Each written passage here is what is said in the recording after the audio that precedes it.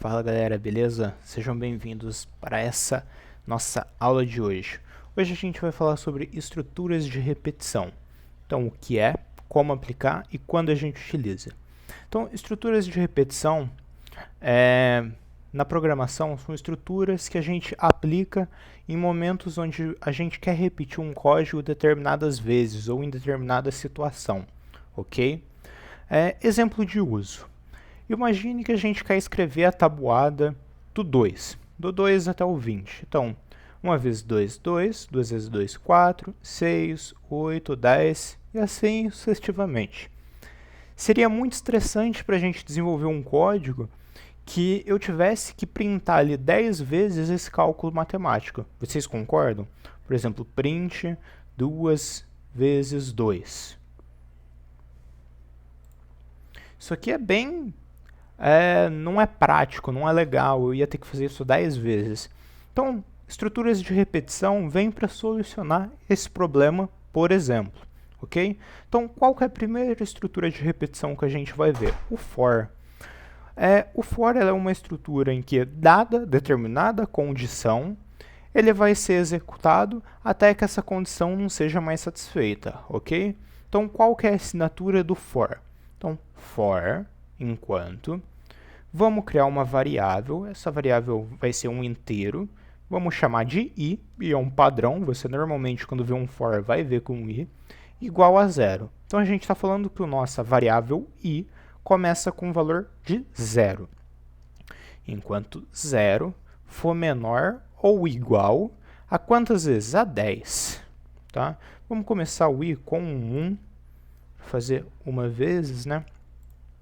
Então, a gente tem uma variável com o valor i inicial, enquanto o i for menor ou igual a 10, a cada incremento, separado por ponto e vírgula, o i vai ser incrementado uma vez.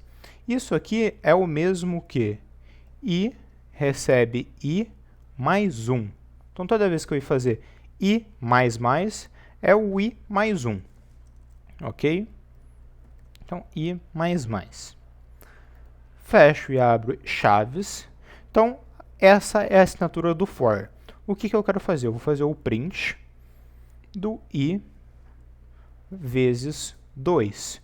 O que esse cara vai fazer? Vamos primeiro ver o resultado do i, tá? O que o i vai produzir para a gente? Olha, o i produziu de 1 a 10. Por que de 1 a 10? Porque o i começa com o valor de 1, por isso 1, e ele vai ser executado, a condição dele é enquanto o i for menor ou igual a 10. E a cada vez que o nosso loop rodar, o i vai ser incrementado com mais 1. Então, a primeira vez, o i era 1, depois virou 2, 3, até chegar em 10. O i foi, então, essa condição não era mais satisfeita e o for, né, no caso, parou. Ok? Vamos fazer a tabuada aqui, basta fazer 1 vezes 2 e 2, 4, 6, 8, 10, 12, 14, 16, 18 e 20. Assim, a gente aprendeu a aplicar o for para fazer tabuadas. Bacana? Outra estrutura de repetição que a gente tem, o while. Quando a gente utiliza, o que seria, qual a diferença do while para o for? No for, a gente tem uma condição de execução. No while, a gente tem uma condição também de execução, só que o while só vai separado quando determinada condição acontecer. Ela é um pouquinho diferente.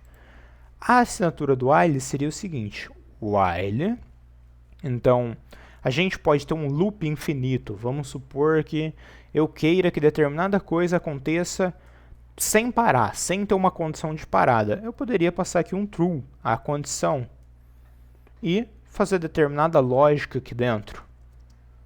Ok? Isso aqui é totalmente possível. É usuável?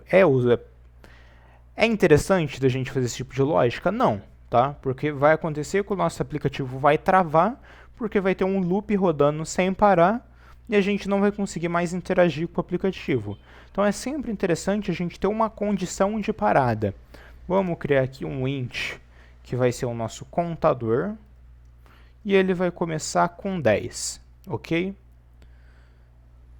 qual vai ser a nossa condição? Quando o contador for igual a 1. Beleza? Então, isso. A nossa condição do while, né, que ele só vai rodar enquanto o nosso contador for diferente de 1. Então, 10 é diferente de 1? É.